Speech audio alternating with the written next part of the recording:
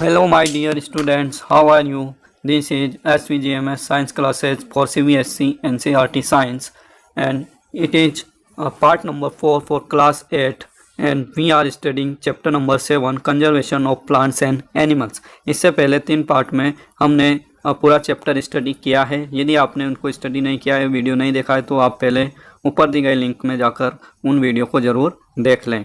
Okay, तो आज हम आपकी जो एक्सरसाइज है टेक्स्ट बुक की उसको सोल्व करने वाले हैं। एक्सरसाइज क्वेश्चंस में सबसे पहला क्वेश्चन है आपके question number 1, fill in the blanks. आपको यहाँ पर कुछ खाली स्थान दिए गए हैं, उनको फिलअप करना है। A place where animals are protected in their natural habitat is called. वह स्थान जहाँ पर जंतुओं को उनके प्राकृतिक आवास में सुरक्षित किया जाता है, प्रोटेक्ट किया जाता है, इसी जगह को क्या कहते हैं? तो ऐसी जगह को हमने पढ़ा है, इनको सेंचुरी कहते हैं या फिर अभयारण्य कहते हैं। ठीक है, तो यहाँ पर क्या आएगा आपके सेंचुरी। बी है species found only in a particular area is known as. हमने पढ़ा था पंचमढ़ी बायोस्फीयर रिजर्व में घूमने गए थे चैप्टर में, तो हमने पढ़ा था वहाँ पर कि किसी पर्टिकुलर एरिया में कोई स्पीसीज यदि पाई जाती है तो हम उसे एंडेमिक स्पीसीज कहते हैं। ठीक है, वे प्रजातियाँ जो किसी विशेष स्थान में पाई जाती है उनको हम एंडेमिक स्पीसीज या विशेष क्षेत्रीय प्रजाति कहते हैं। Then C migratory birds fly to far away places because of.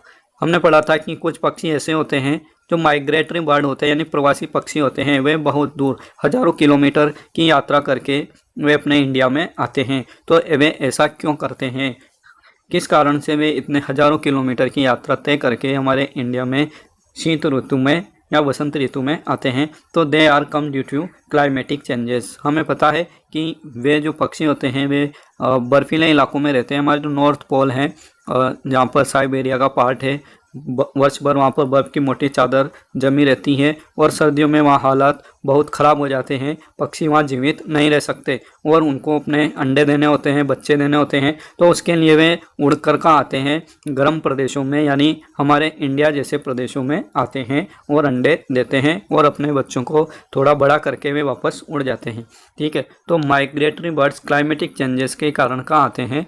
हमारे इंडिया में आते हैं या माइग्रेट करते हैं। डिफ्रेंशिएट बिटवीन द फॉलोइंग, यहाँ पर आपको डिफरेंस लिखने हैं। फर्स्ट है आपके wild life century and biosphere reserve. Wild life century और बायोस्फीयर रिजर्व में क्या अंतर है, तो हम उसको देख लेते हैं। वाइल्ड लाइफ सेंचुरी में आपको लिखना है an area within which wild animals are protected from external dangers like hunting. तो वाइल्ड लाइफ सेंचुरी यानी वन्य जीव अभ्यारण्य एक ऐसा एरिया होता है, एक क्षेत्र होता है जहाँ पर वाइल्ड एनिमल्स को प्रोटेक्ट किया जाता है, उनको सुरक्षित किया जाता है और संरक्षित किया जाता है। किससे संरक्षित किया जाता है? एक्सटर्नल डेंजर से, जो बाहरी खतरे होते हैं उनसे उन्हें वहाँ पर सुरक्षित किया जाता है। जैसे कि शिकार वगैरह करते हैं लोग, जानवरों को मार देते हैं अपने फ़ायदे के लिए, तो उसको वहाँ पर रोका जाता है। और बायोस्फीयर रिजर्व क्या होता है? An area constructed for the conservation of biodiversity. ठीक है, तो वाइल्ड लाइफ सेंचुरी में सिर्फ वाइल्ड एनिमल्स को ही आप प्रोटेक्ट करते हैं, लेकिन बायोस्फीयर रिजर्व जो कि एक बहुत विशाल क्षेत्र होता है, वाइल्ड लाइफ सेंचुरी से काफ़ी बड़ा होता है और बायोस्फीयर रिजर्व के अंदर वाइल्ड लाइफ सेंचुरी भी हो सकती है, जैसे कि हमने पंचमढ़ी बायोस्फीयर रिजर्व में पढ़ा था।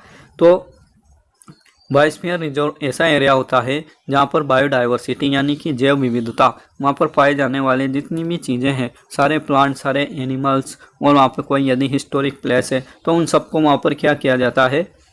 प्रिजर्व किया जाता है। देन वाइल्ड लाइफ सेंचुरी में आपको लिखना है adequate habitat and protection are provided for the wild animals living in a sanctuary. तो जो भी एनिमल्स वाइल्ड लाइफ सेंचुरी में रहते हैं उनकी जो एडिक्वेट हैबिटेट होती है, मतलब उनका जो प्राकृतिक आवास होता है, उसको वहाँ पर उनको दिया जाता है, प्रोवाइड कराया जाता है और साथ ही उनकी प्रोटेक्शन को भी वहाँ पर सुनिश्चित किया जाता है। लेकिन several life forms like plants, animals and micro organisms conservation are possible in reserve. लेकिन बायोस्फीयर रिजर्व, जैसे कि हमने ऊपर पढ़ा, ये बहुत बड़ा एरिया होता है और इसमें प्लांट्स, एनिमल्स और माइक्रो ऑर्गेनिज्म सभी को यहाँ पर कंजर्व किया जाता है, सुरक्षित या संरक्षित किया जाता है, या उनको संरक्षित करना पॉसिबल होता है। एग्जाम्पल आप लिख सकते हैं यहाँ पर कॉर्बेट नेशनल पार्क, जो कि आपके उत्तराखंड में पड़ता है। कॉर्बेट नेशनल पार्क भारत के उत्तरी भाग में है, उत्तराखंड में। तो ये आपकी वाइल्ड लाइफ सेंचुरी एग्जाम्पल आप लिख सकते हैं। देन बायोस्फीयर रिजर्व में नीलगिरी बायोस्फीयर रिजर्व, जो कि तमिलनाडु में आपके पड़ता है। ठीक है, तो आप ऐसे एग्जाम्पल भी यहाँ पर लिख सकते हैं, या आपको नीलगिरी याद नहीं रहता है तो आप पंचमढ़ी बायोस्फीयर रिजर्व भी लिख सकते हैं, जो हमने टेक्स्ट बुक में पढ़ा है। देन आपको नेक्स्ट डिफरेंस लिखना है बी में, जू और वाइल्ड लाइफ सेंचुरी में। जू का मतलब चिड़ियाघर होता है और वाइल्ड लाइफ सेंचुरी आपके वन्य जीव अभ्यारण्य होता है। तो जू क्या है? जू आप कभी घूमने गए होंगे तो आप आसानी से इस अंतर को लिख सकते हैं। Animal are kept in artificially constructed facilities for public exhibition. तो जू एक ऐसा आर्टिफिशियली कंस्ट्रक्टेड एरिया होता है या घर होता है जानवरों का, ठीक है, जिनको हम नेचुरल तरीके से नहीं रखते हैं। वहाँ पर एनिमल्स को आर्टिफिशियल कृत्रिम रूप से उनको रखा जाता है, ठीक है, सारी फैसिलिटीज़ उनको आर्टिफिशियली प्रोवाइड कराई जाती हैं और एनिमल्स को वहाँ पर पब्लिक एग्जीबिशन के लिए रखा जाता है। मतलब पब्लिक वहाँ पर घूमने आती है और जानवरों को देखती है और अपना मनोरंजन करती है, ठीक है। वहाँ पर पब्लिक का आना जाना बिल्कुल क्या होता है, एकदम अलाउ होता है और सभी लोग वहाँ पर आ जा सकते हैं। लेकिन जो एनिमल्स होते हैं उनको पिंजरे में बंद रहना पड़ता है। तो वाइल्ड लाइफ सेंचुरी से इसका क्या अंतर है? An area within which wild animals are protected from external dangers like hunting.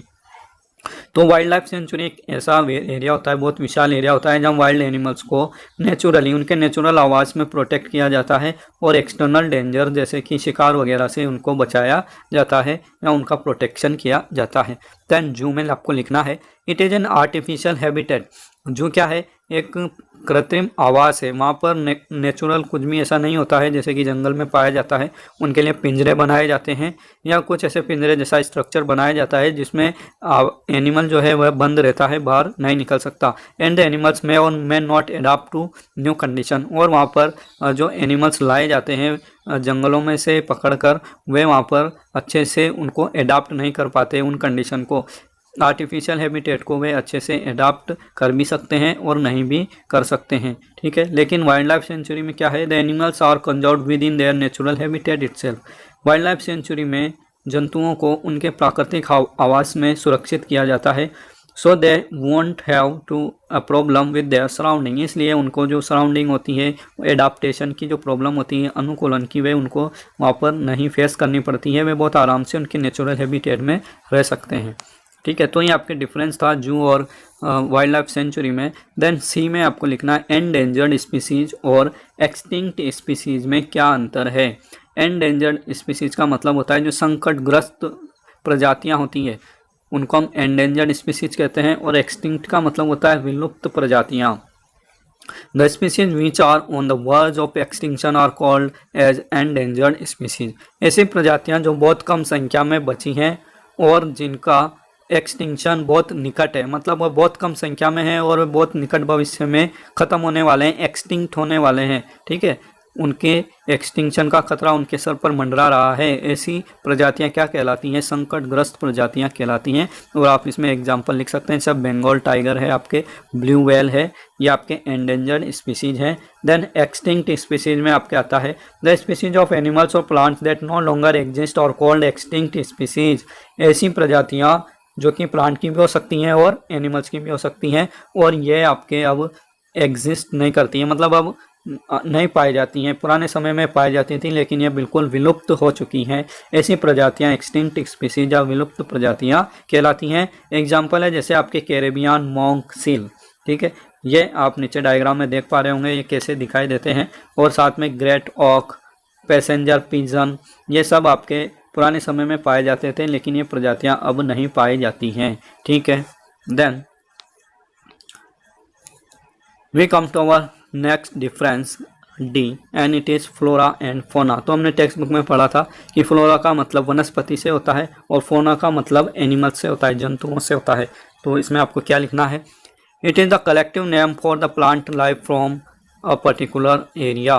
तो किसी भी पर्टिकुलर एरिया में जितने भी प्रकार के प्लांट्स पाए जाते हैं, ठीक है, प्लांट लाइफ फॉर्म, प्लांटों की जो विविधता पाई जाती है, अलग अलग प्रकार के प्लांट पाए जाते हैं, उन सभी वनस्पति को हम क्या कहते हैं? यहाँ पर फ्लोरा कहते हैं, ठीक है। देन फोना, ये प्राणी जात होती हैं। It is the collective name for the animal life from a particular area. किसी भी पर्टिकुलर विशेष क्षेत्र में पाए जाने वाले सभी प्रकार के जीवों को हम फोना कहते हैं, ठीक है। वहाँ पर पाए जाने वाले जितने भी जीव जंतु हैं सबको फ्लोरा कहेंगे और जितने भी प्लांट हैं उनको फ्लोरा कहेंगे, ठीक है। फ्लोरा का मतलब वनस्पति जात होता है और फोना का मतलब आपके प्राणी जात होता है। फ्लोरा में आपको एग्जाम्पल लिखना है spurge and hogweed from the Nilgiris region. Nilgiri जो कि आपके साउथ में पड़ता है तमिलनाडु रीजन में, तो वहाँ पर स्पर्ज और हॉगवीड जैसी कुछ पेड़ हैं, पौधे हैं जो कि वहाँ के लिए क्या है, फ्लोरा है। और फोना होती है वहाँ के एनिमल्स, जैसे कि आपके लंगूर है और टाइगर है, शेर है, टहर है, फ्रॉम द नीलगिरी रीजन। ये भी नीलगिरी रीजन में पाए जाने वाले वहाँ के फोना है, ठीक है। ये एनिमल्स है जो विशेष रूप से वहीं पाए जाते हैं। Then question number 3, discuss the effects of deforestation on the following. तो हमने डिफॉरेस्टेशन के बारे में पढ़ा था शुरू में ही कि डिफॉरेस्टेशन क्या होता है, वनों की कटाई।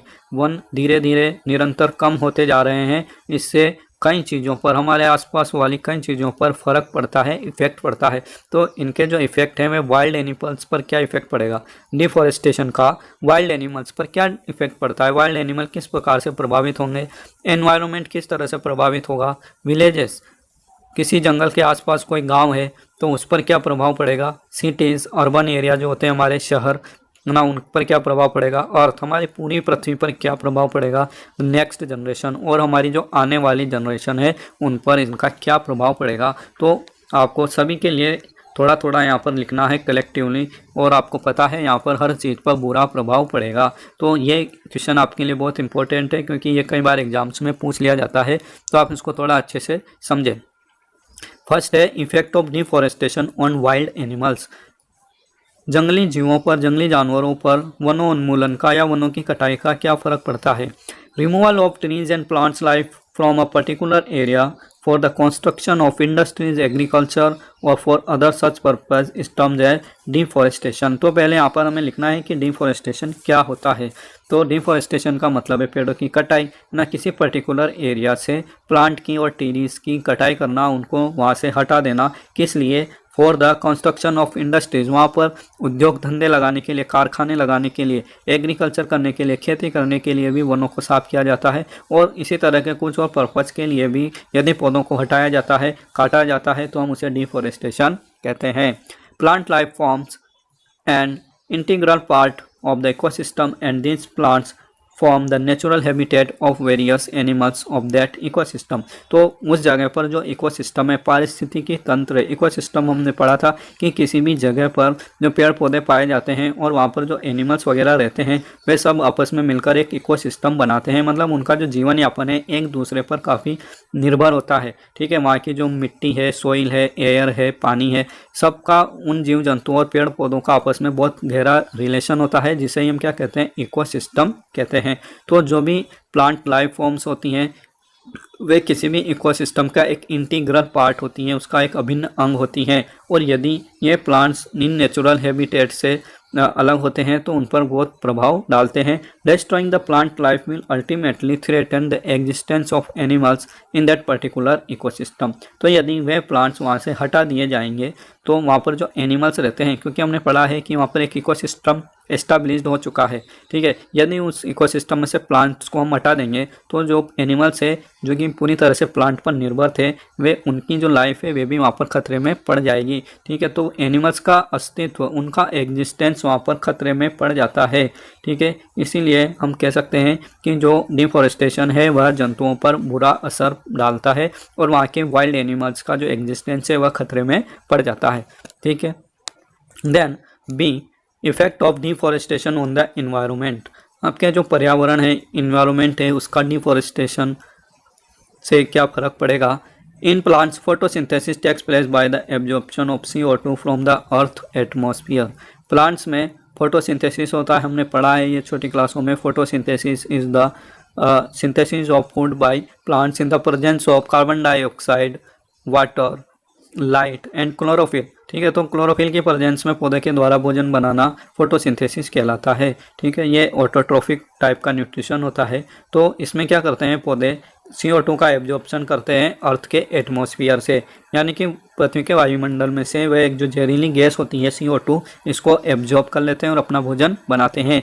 The percentage of CO2 in the atmosphere increases rapidly if the plant life of an area is destroyed. तो जो CO2 की परसेंटेज होती है वह किसी भी एरिया में बढ़ने लगती है। यदि उस एरिया के प्लांट्स को डिस्ट्रॉय कर देते हैं, आप नष्ट कर देते हैं, उनको काट देते हैं, तो उस एरिया में CO2 की परसेंटेज क्या होने लगेगी, बढ़ने लगेगी।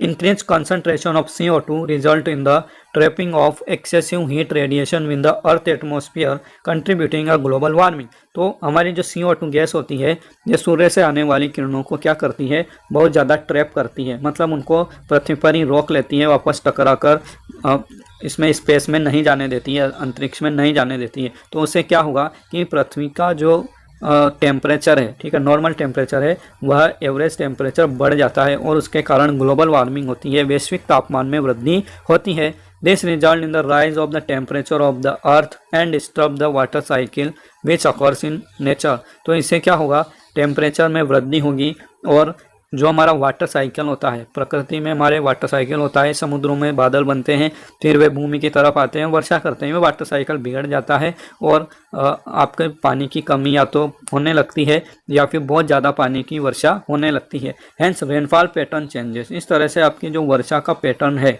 वह बदल जाता है, leading to droughts and flood. तो क्या होता है, कभी कभी तो सूखा पड़ जाता है और कभी कभी बहुत ज़्यादा बारिश हो जाती है और बाढ़ें आने लगती हैं, जैसा कि हम आजकल देख रहे हैं, पूरा विश्व हमारे बाढ़ से प्रभावित हो रहा है।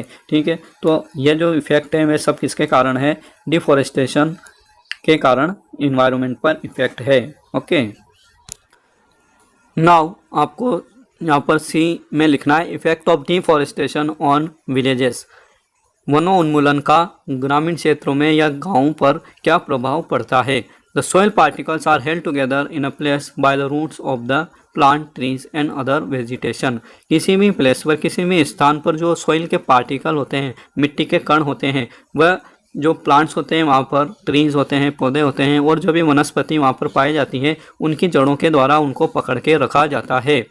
In the event of water flow or high speed wind over the top layer of the soil particle get removed easily as there are no plants to hold it in place। तो यदि उस जगह पर कोई plant नहीं होंगे तो जब वहाँ पर बहुत तेज़ी के साथ पानी बहेगा, वर्षा होती है तो बहुत तेज़ी के साथ पानी बहता है, बाढ़ आती है या फिर आंधी तूफान चलते हैं, हाई स्पीड विंड चलती है, तो जो ऊपर की टॉप लेयर होती है मिट्टी की, और तो वहाँ पर जो सॉइल पार्टिकल्स होते हैं वे आसानी से रिमूव हो सकते हैं, वहाँ से हट जाते हैं, क्योंकि वहाँ पर कोई प्लांट नहीं है जो उस मिट्टी को होल्ड करके रखेगा। The soil erosion is increase by deforestation activities. तो इस तरह से जो वनोन्मूलन की क्रियाएं होती हैं, पेड़ की कटाई होती है, उसके कारण मिट्टी का अपरदन होता है या मृदा अपरदन होता है। जो उपजाऊ मिट्टी होती है, टॉप लेयर होती है, वह वहाँ से हट जाती है। Soil loses fertility and loses humus. तो सॉइल की हमें पता है सबसे जो ऊपरी परत होती है उसमें ह्यूमस की मात्रा ज़्यादा होती है, जो काफ़ी उपजाऊ होती है, तो इस तरह से उसमें ह्यूमस की मात्रा कम हो जाएगी और उसका जो उपजाऊपन है, फर्टिलिटी है, उर्वरता है, वह भी कम हो जाएगी। Hence a fertile land fit for agriculture turns into a desert. तो इस तरह से कोई भी जो उपजाऊ भूमि होती है, फर्टाइल लैंड होता है जिसको हम एग्रीकल्चर के लिए यूज कर सकते हैं, वह एक डेजर्ट में कन्वर्ट हो सकती है। ठीक है, और हमने देखा है कि हमारे जो थार का रेगिस्तान है वह भी डिफॉरेस्टेशन के कारण ही बना था। ठीक है, अभी जो जैसलमेर जोधपुर में आप देखते हैं रेगिस्तान का विस्तार, वह इतना नहीं था पहले। ठीक है, सिर्फ जैसलमेर में ही थोड़ा बहुत मरुस्थल था, लेकिन बीकानेर और जोधपुर में भी रेगिस्तान फैल चुका है, क्योंकि वहाँ पर प्लांटेशन नहीं हो रहा है, बहुत कम प्लांटेशन है और वहाँ पर बहुत बड़ी मात्रा में पेड़ काटे गए थे, इसलिए। ठीक है, then D, effect of deforestation on cities. हमारे जो शहर होते हैं, अर्बन एरिया होता है, शहरी इलाका होता है, वहाँ पर डिफॉरेस्टेशन का क्या फ़र्क पड़ता है। The risk of natural calamities like flood and drought in urban areas increase by deforestation. तो डिफॉरेस्टेशन के कारण हमारे अर्बन एरिया में, शहरी क्षेत्रों में फ्लड और ड्राउट की जो प्राकृतिक आपदाएं होती हैं वह बढ़ गई हैं। फ्लड का मतलब होता है बाढ़ आना और ड्राउट का मतलब होता है सूखा या अकाल पड़ना। तो ऐसी प्राकृतिक आपदाएं इन एरिया में क्या हो चुकी हैं, बढ़ चुकी हैं डिफॉरेस्टेशन के कारण। It will also lead to global warming because of increase CO2 levels. तो हमने ऊपर अभी पढ़ा था, वह चीज़ आपको यहाँ पर लिख देनी है कि CO2 की मात्रा यहाँ पर बढ़ जाएगी, पेड़ की कटाई होगी तो CO2 की मात्रा बढ़ेगी इन्वायरमेंट में और उसके कारण ग्लोबल वार्मिंग होगा, पूरी पृथ्वी का, पूरे विश्व का तापमान यहाँ पर बढ़ जाएगा। तो इससे क्या होगा कि जो तापमान होता है आपके एटमॉस्फेयर का वह भी बढ़ जाता है। This is a result of continuous pollution from automobiles and industries. और ये कैसे होगा कि आपके जो ऑटोमोबाइल्स और इंडस्ट्रीज होती हैं वह शहरों में ज़्यादा होती है, तो वहाँ पर CO2 को एब्जॉर्ब करने वाले प्लांट नहीं होंगे, तो CO2 की मात्रा वहाँ पर ज़्यादा बढ़ जाएगी। The water cycle in the vicinity is also affected. और जो शहरी क्षेत्रों के आसपास होते हैं उसके विसिनिटी में जो भी क्षेत्र होते हैं वहाँ पर वाटर साइकिल अफेक्ट हो जाएंगे। वहाँ पर कभी कम वर्षा होगी, कभी बहुत ज़्यादा वर्षा होगी, कभी बिल्कुल नहीं होगी। इस तरह से वहाँ पर वाटर साइकिल गड़बड़ा जाएगा। ठीक है। Then effect of deforestation on earth. हमारी पृथ्वी पर वनोन्मूलन का क्या प्रभाव पड़ता है। Deforestation leads to increase changes and occurrence of desertification, droughts and floods. तो यहाँ पर भी वही बात आपको लिखनी है कि डिफॉरेस्टेशन के कारण ये जो डेजर्टिफिकेशन मरुस्थलीकरण की प्रक्रिया होती है, ड्राउट का आना, सूखा पड़ना, अकाल पड़ना, बाढ़ का आना, ये सारे इन सब के चांसेज वहाँ पर बढ़ जाते हैं डिफॉरेस्टेशन के कारण पृथ्वी पर। Carbon dioxide level in the earth atmosphere also increases. और पृथ्वी के वायुमंडल में CO2 की मात्रा बहुत अधिक मात्रा में बढ़ जाती है। Which leads to global warming, जिसके कारण ग्लोबल वार्मिंग होगी, यानी वैश्विक तापमान में वृद्धि होगी। The water cycle is disrupted. और वाटर साइकिल में यहाँ पर क्या हो जाएगा, डिसरप्ट हो जाएगा, मतलब बिगड़ जाएगा। And hence there is no an increase risk of natural calamities. और यहाँ पर क्या हो जाएगी, जो प्राकृतिक आपदाएं होती हैं आपकी, डेजर्टिफिकेशन, ड्राउट, फ्लड, ऐसी प्राकृतिक आपदाएं यानी नेचुरल कैलामिटीज़ का चांसेस, उनके रिस्क, उनका खतरा यहाँ पर ज़्यादा हो जाता है। ठीक है। तो ये बहुत शॉर्ट में यहाँ पर आपको एक्सप्लेन करना है और लगभग एक ही चीज़ आपको बार बार यहाँ पर रिवाइज करनी है। तो एक दो क्वेश्चन को आप यदि अच्छे से लर्न कर लेंगे, याद कर लेंगे इफेक्ट को, तो आप सभी के आंसर यहाँ पे अच्छे से लिख पाएंगे। देन एफ में आपको लिखना है effect of deforestation on the next generation. आपकी जो आने वाली पीढ़ियां हैं, नेक्स्ट जनरेशन है, उन पर डिफॉरेस्टेशन का क्या प्रभाव पड़ेगा। Our environment is slowly change by the activities of deforestation. हमारा जो इन्वायरमेंट है, वातावरण है, पर्यावरण है, यह डिफॉरेस्टेशन के कारण धीरे धीरे चेंज हो रहा है। बट डायरेक्टली एंड इनडायरेक्टली, यह कुछ सापेक्ष और कुछ अप्रत्यक्ष रूप से, मतलब कुछ तो डायरेक्टली प्रत्यक्ष रूप से चेंज हो रहा है। CO2 की मात्रा बढ़ रही है, पोल्यूशन वगैरह इसमें हमें दिखाई दे रहे हैं कि अब बहुत ज़्यादा बढ़ रहा है, जिसके कारण अस्थमा और श्वास संबंधी सांस की बीमारियां बहुत ज़्यादा लोगों को हो रही हैं। लेकिन इनडायरेक्टली इफेक्ट भी हमको देखने को मिलता है, जैसे कि वाटर साइकिल में गड़बड़ होना और ग्लोबल वार्मिंग होना। Soil erosion, global warming, desertification, drought, greenhouse effect, flood and many other problems are caused only because of deforestation। तो deforestation के कारण soil erosion, global warming, desertification, drought, green house effect, जो आपका हरित गृह प्रभाव होता है, जो कि CO2 की लेवल के बढ़ने के कारण होता है। जैसे हमने अभी ऊपर पढ़ा था, ग्रीन हाउस इफेक्ट में क्या होता है कि जो CO2 होती है वह सूर्य से आने वाली किरणों को वापस अंतरिक्ष में नहीं जाने देती है टकरा कर, तो वे पृथ्वी के तापमान को बहुत ज़्यादा बढ़ा देती हैं, जिसे हम ग्रीन हाउस इफेक्ट कहते हैं। ठीक है। तो इसके कारण क्या होता है, ग्लोबल वार्मिंग होती है और इवेंचुअली इनडायरेक्टली फ्लड वगैरह आना, ड्राउट होना, ये सब इनसे रिलेटेड है। तो ये सारी प्रॉब्लम्स डिफॉरेस्टेशन के कारण आपको फेस करनी पड़ेगी, यानी हमारे आने वाली जनरेशन को इन सभी चीज़ों को बहुत ज़्यादा फेस करना पड़ेगा। Ultimately the next generation will be facing the consequences of deforestation. तो निश्चित रूप से हमारी जो आने वाली जनरेशन है उनको डिफॉरेस्टेशन के जो परिणाम है उनको जरूर भुगतना होगा। Then question number 4, what will happen if, क्या होगा यदि we go on cutting tree, यदि हम लगातार पेड़ों को काटते गए, यानी डिफॉरेस्टेशन हो गया। तो अभी हमने ऊपर जितने भी यहाँ पर इफेक्ट पड़े हैं उन सबको आप मिला जुला कर यहाँ पर लिख सकते हैं इसमें। तो हम इसको देखते हैं पहले। If we go on cutting the trees, यदि हम लगातार पेड़ों को काटते रहे तो क्या होगा। If we go on cutting the trees, the animals will lose their natural habitat as an essential part of their ecosystem are destroyed. तो किसी भी इकोसिस्टम में प्लांट्स जो होते हैं वे उसका एक एसेंशियल पार्ट होते हैं। ठीक है। जो भी हमारा इकोसिस्टम होता है वहाँ पर प्लांट्स बहुत महत्वपूर्ण भूमिका निभाते हैं, क्योंकि वे वहाँ पर क्या होते हैं, प्रोड्यूसर्स होते हैं, यानी उत्पादक होते हैं।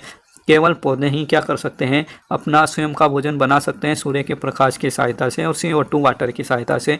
तो किसी भी इकोसिस्टम में प्लांट्स जो होते हैं वे बहुत इंपॉर्टेंट पार्ट होते हैं, और यदि इनको हम डिस्ट्रॉय कर देंगे तो क्या होगा कि जो एनिमल्स हैं, वहाँ पर रहने वाले जंतु हैं, वे अपने नेचुरल हैबिटेट को वहाँ पर खो देंगे, उनको वहाँ पर रहने के लिए जगह नहीं होगी। This reduces the biodiversity of the affected area. इससे क्या होगा कि उस एरिया की जो बायोडाइवर्सिटी है, जैव विविधता है, वह बुरी तरह प्रभावित होगी। वहाँ के पेड़ पौधे खत्म होने से वहाँ पर पाए जाने वाले जीव जंतु भी धीरे धीरे खत्म हो जाएंगे।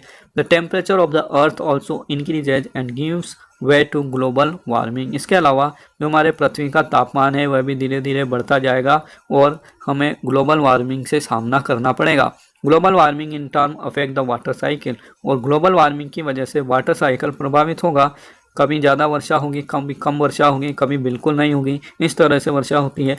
और कभी भी वर्ष में कभी भी वर्षा हो सकती है, ऐसा नहीं है कि सिर्फ वर्षा ऋतु में ही वर्षा होगी, पानी कभी भी आ जाएगा और वह बुरी तरह से जनजीवन को प्रभावित करेगा। Hence rainfall pattern changes leading to drought and flood. तो इस तरह से यदि रेनफॉल का पैटर्न चेंज होता है तो वहाँ पर अकाल पड़ते हैं या बाढ़ आती है। Risk of soil erosion, global warming, desertification, green house effect increases. इसके अलावा मिट्टी का अपरदन, ग्लोबल वार्मिंग, डेजर्टिफिकेशन यानी मरुस्थलीकरण, ग्रीन हाउस इफेक्ट, ये सारी समस्याएं वहाँ पर देखने को मिलेगी या इनके चांसेस बढ़ जाएंगे। देन हमारा दूसरा क्वेश्चन था, what will happen if the habitat of an animal is disturb. किसी भी एनिमल की हैबिटेट को, उसके नेचुरल आवास को, हैबिटेट का मतलब होता है उसका आवास, और एनिमल का आवास क्या होता है, जनरली जंगल होते हैं, पेड़ पौधे होते हैं। तो ये भी क्वेश्चन उसी से रिलेटेड है कि यदि किसी एनिमल के आवास को आपने बिगाड़ा, यानी उसके जो भी पेड़ पौधे हैं जहाँ पे वह रहता है जंगल में, उनको काटा, डिफॉरेस्टेशन किया, तो क्या होगा।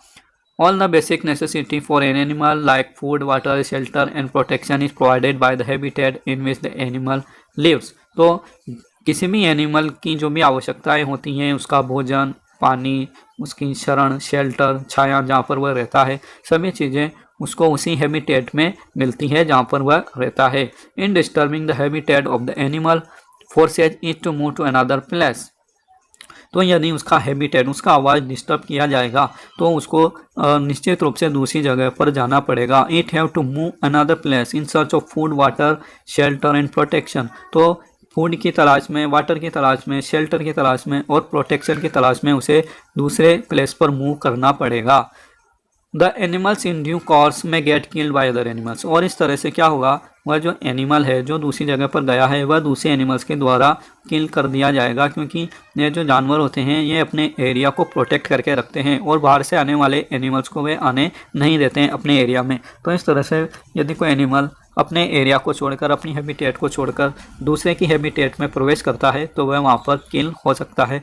तो इस तरह से वहाँ पर बहुत खतरनाक इफेक्ट हमें देखने को मिलता है यदि हम किसी एनिमल की हैबिटेट को डिस्ट्रॉय करते हैं। देन सी में है आपके, if the top layer of the soil is removed. यदि मिट्टी की जो टॉप लेयर होती है उसको आप हटा दें, रिमूव कर दें, तो क्या होगा। Removing of the top layer of the soil gradually exposes the lower layer of the soil. तो यदि टॉप लेयर को आप हटा देते हैं तो उससे जो लोअर लेयर्स होती हैं, नीचे की परतें होती हैं, वे एक्सपोज हो जाती हैं, यानी ऊपर निकल कर आती हैं। भाई ऊपर वाली परत हटेगी तो नीचे वाली परत हमें दिखने लगेगी। The lower layers of the soil are hard and rocky in nature and are less fertile. और जो लोअर लेयर्स होती हैं, नीचे वाली लेयर्स होती हैं मिट्टी की, वह रॉकी होती हैं, हार्ड होती हैं, मतलब बहुत कठोर होती हैं और उनमें कंकर पत्थर चट्टानें ज़्यादा होती हैं। और वे लेस फर्टाइल होती हैं, मतलब वे इतनी उपजाऊ नहीं होती हैं जितनी कि टॉप लेयर होती है। This is because of the reduce quantity of humus. और ऐसा इसलिए होता है क्योंकि जब आपकी टॉप लेयर होती है उसमें ह्यूमस पाया जाता है, यानी कि आपके जो एनिमल्स के डेड रिमेंस होते हैं, मृत अवशेष होते हैं एनिमल्स के या किसी भी प्लांट्स के, वे सब आपकी टॉप लेयर में मिलते हैं और माइक्रो ऑर्गेनिज्म उनको सड़ाकर खाद में बदल देते हैं, फर्टिलाइजर्स में या कंपोस्ट में बदल देते हैं। उसके कारण उस मिट्टी की जो उर्वरता है वह काफ़ी बढ़ जाती है। ठीक है, तो ये ह्यूमस आपकी टॉप लेयर में होती है, तो टॉप लेयर में ह्यूमस की मात्रा कम होती है। Soil erosion on a continued basis will turn it barren and infertile.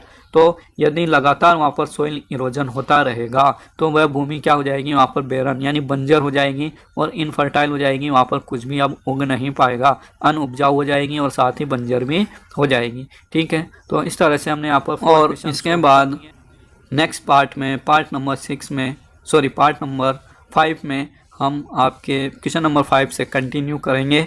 अभी टाइम थोड़ा ज़्यादा हो रहा है, वीडियो लंबा हो रहा है, इसलिए आप अभी इन क्वेश्चंस को सॉल्व करें, नोट करें। इसके बाद हम नेक्स्ट पार्ट में, पार्ट नंबर 5 में 5 to 10 आपके जो क्वेश्चन है इनको सॉल्व करेंगे। ओके, तो यदि आपने चैनल को सब्सक्राइब नहीं किया है तो आप ज़रूर सब्सक्राइब कर लें, बेल आइकन को भी दबा लें, तो कि जब भी मैं आपको वीडियो डालूँ नया तो उसकी नोटिफिकेशन सूचना आपको तुरंत मिल जाए। Okay, thank you. जय हिंद, जय भारत।